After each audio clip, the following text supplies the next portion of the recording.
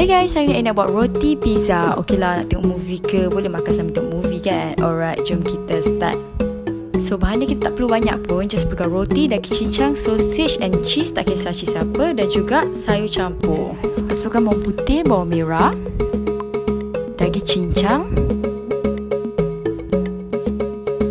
And then tumis kejap. Letak sos tomato, sos cili, sos black pepper dan juga black pepper.